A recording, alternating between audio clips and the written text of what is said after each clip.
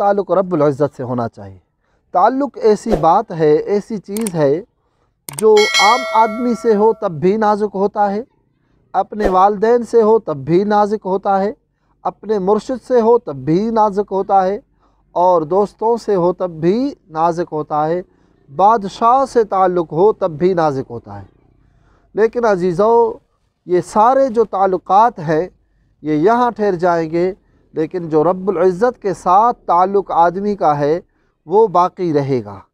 तो उसको मज़बूत होना चाहिए, इतना तो मज़बूत हो, कम अज़ कम रब्बुल इज़्ज़त से ताल्लुक़ आदमी का इतना तो मज़बूत हो कि जो एक बुज़ुर्ग था, उसकी खिदमत में किसी ने मोती लाया, हदिया दिया मोती का, तो उस बुज़ुर्ग ने उस मोती को देख कर वो लाने वाले फ़कीर से कहा अल्हम्दुलिल्लाह। वो मोती खादिम को कहा ये रख लो, और खादिम ने हिफाजत के साथ उस मोती को रख लिया। चंद दिनों बाद वो खादिम आया उस बुज़ुर्ग अहलुल्लाह की खिदमत में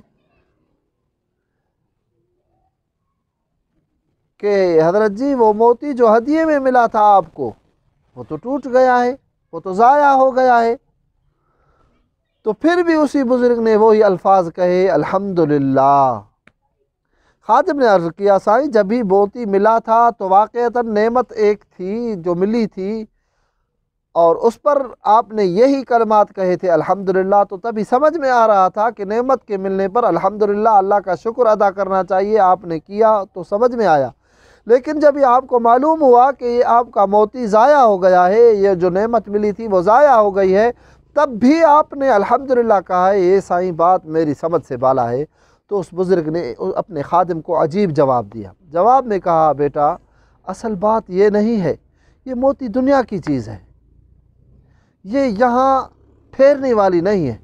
मैंने अपने दिल को झांका, दिल को देखा, जब ये मोती मेरे को पेश किया गया तब भी मैंने दिल को देखा, तो दिल को अंदर मुझे नज़र आया कि दिल का ताल्लुक़ रब्बुल इज़्ज़त के साथ है। मैंने कहा अल्हम्दुलिल्लाह।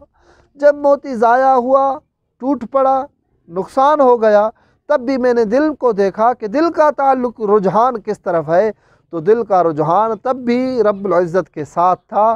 तो तब भी मैंने कहा अल्हम्दुलिल्लाह। ऐसा ताल्लुक़ रब्बुल इज़्ज़त के साथ होना चाहिए, ऐसा ताल्लुक़।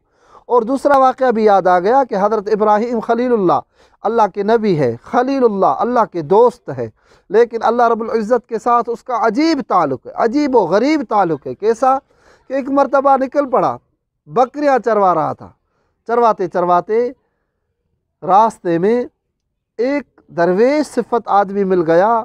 वो अजीब व गरीब तस्बीह पढ़ रहा था, उसकी ज़ुबान पर था सुबहान ज़िल इज़्ज़ति वल अज़मति वल हैबति वल क़ुदरति वल किब्रिया वल जबरूत, सुबहानल मलिकिल हय्यिल लज़ी ला यनामु व ला यमूत, सुब्बूहुन क़ुद्दूसुन रब्बुना व रब्बुल मलाइकति वर्रूह, अल्लाहुम्मा अजिरना मिनन नार या मुजीर या मुजीर या मुजीर। जब ये सुबहान वाली तस्बीह हज़रत इब्राहीम खलीलुल्लाह ने सुनी, तब भी उस बंदे को कहा मुझे दोबारा सुनाओ, इस तस्बीह में मेरे महबूब मेरे रब्बुल इज़्ज़त का तारुफ़ है, उसकी तारीफ़ है, मेरा ताल्लुक़ रब्बुल इज़्ज़त से इस तस्बीह सुनकर और बढ़ता है, तो दोबारा सुनाओ। उस आदमी ने कहा, पहले हम अपने ज़ौक़ से पढ़ रहे थे, आप अभी फरमाश कर रहे हैं, तो आपकी फरमाश पर अभी दोबारा तस्बीह पढ़ रहे हैं, इसकी उजरत होगी, आप उजरत में क्या देंगे? तो हज़रत इब्राहीम ने अपनी बकरियों के रेवड़ में से आध उसको दे दिया, कहा आधा बकरी आपके हिस्से की होंगी, आप ये तस्बीह सुनाएं। फिर उस फ़कीर ने सुनाया सुबहान ज़िल इज़्ज़ति वल अज़मति वल हैबति वल क़ुदरति वल किब्रिया वल जबरूत। तो फिर हज़रत इब्राहीम का इश्क और मचल उठा, वो ताल्लुक़ में अल्लाह और मचल उठा। तो फिर हज़रत इब्राहीम ने कहा दोबारा सुनाएं। तो फिर उसने डिमांड की, जब मैं दोबारा सुनाऊं तो आप क्या देंगे? हज़रत इब्राहीम ने कहा पहले आधा रेवड़ आपके हिस्से का था, अब सारी बकरियां आपके हिस्से में होंगी, आप ये तस्बीह सुनाएं।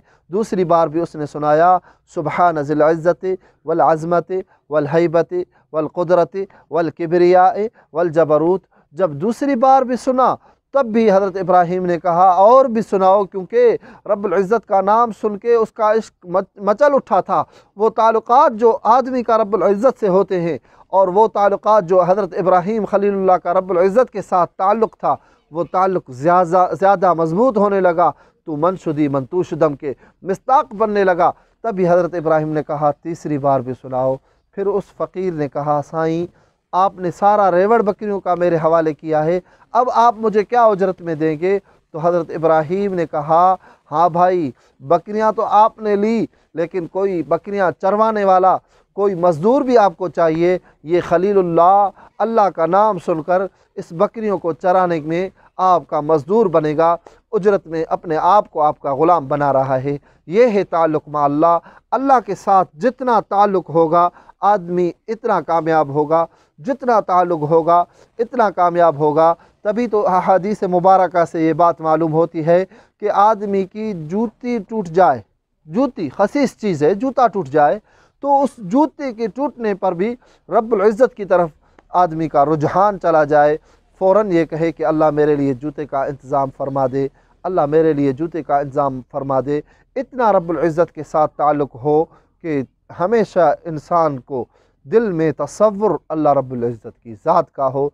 जब इतना ताल्लुक़ होगा इंशाअल्लाह कामयाबी होगी, क्योंकि ताल्लुक़ बढ़ाने के लिए एक चीज़ अहम है, वो है ज़िक्रुल्लाह। जितना ज़िक्र करेंगे इतना ताल्लुक़ बढ़ेगा।